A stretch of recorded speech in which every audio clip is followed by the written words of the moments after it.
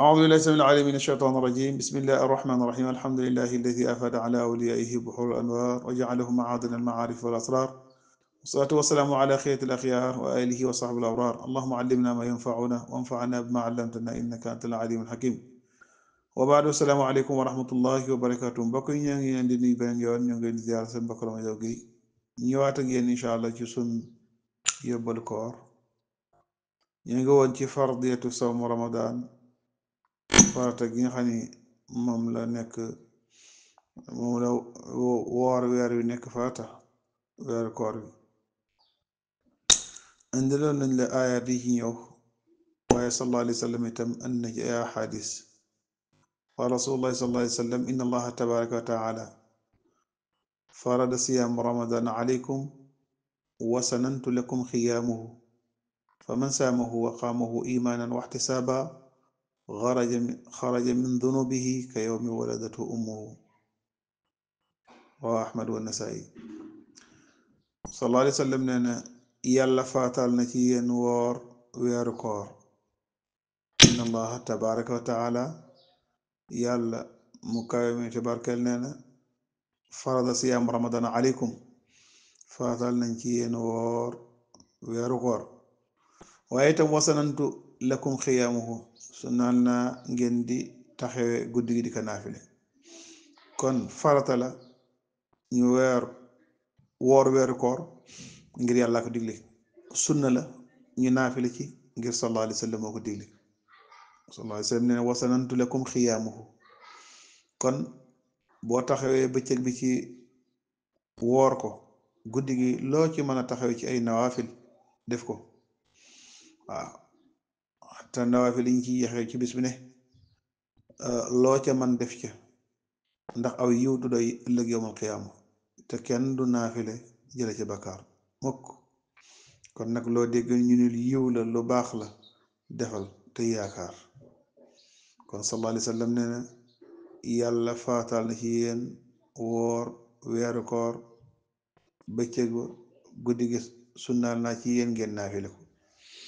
mu ne fa man saamahu, ku woor bëccëg bi, waxaamahu mu taxaw guddi gi di ko naafile, mu def ko nag imaanan waxtisaaba, ci gëm yàlla ak sàkku yiw aku tiyaaba, xaraja min dunubihi ka yawmi waladatu ummu. nee na bu ko defee pare génn na ci moom ay bakkaaram, mooy set na ci bakkaar mel ni bi ko waajuram juree, maanaam bi mu juddoo daal. ngi xam ni kuy judd doon daale bakkaar. nee na ki woor bëccëg bi taxaw guddi gi di ko naafile ci gëm yàlla ak sàkku tiyaaba, noonu la dañu ci bakkaar ba mel na kuy doog a judd. waaw kon loolu rek war na tax ñu gën a fonk bëccëg bi, fonk guddi gi. waaw ndax weeru koor aw léppam yiw la. kon ñu góorgóorlu ci baax a baax, ndax yàlla jéggal ñu ci suñuy bakkaar. yàlla na yàlla defal ñu ko. an abi hurayra radiallahu anhu an nabi sallallahu alayhi wa sallam qaal man lam yada qawla zuur wal amal bi fa laysa lillahi xaajatun fi an yada taamuhu wa sharaabuhu. yéen ci abi hurayra mu jële ci yonent bi sallallahu alayhi wa sallam mu wax ni man lam yada, ku bàyyiwul xawla zuur, waxu neen, wala amal bi ak jëfu neen, fa laysa lillahi, amul yàlla xaajatun benn aajo fi an yada, ci mu bàyyi taamuhu ñamam, wa sharaabuhu ak naanam.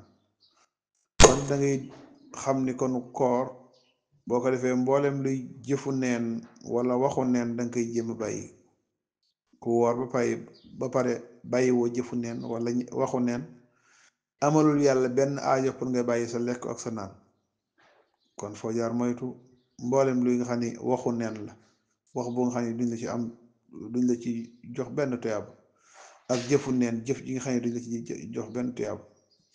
ku ko bàyyiwul amalul yàlla aajo pour nga bàyyi lekk ak naan, mooy mën ngaa lekk mën ngaa naan.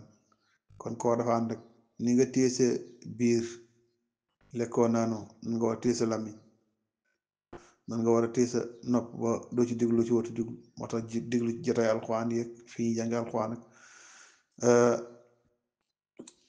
ak di tam jàng alxuraan ci sa làmmiñ, di julli ci yonent bi sallallahu alayhi wa sallam. loolu lañ bëgg ki woor mu def ko.